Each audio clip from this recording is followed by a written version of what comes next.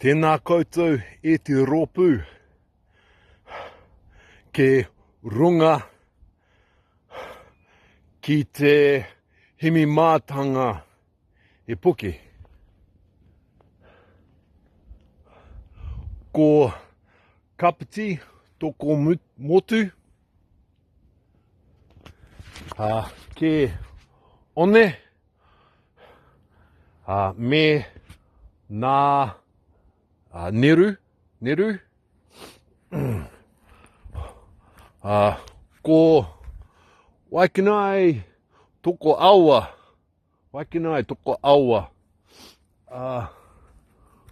ko kapa nui toko maunga tērā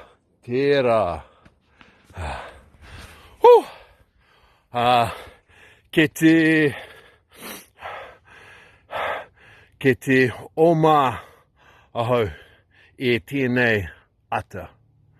This morning I am running ki runga o te himimātanga te puke on Himimātanga Hill. This is my my ara here, my path, and I'm at the summit. All right, no rest for the wicked. Ka kite.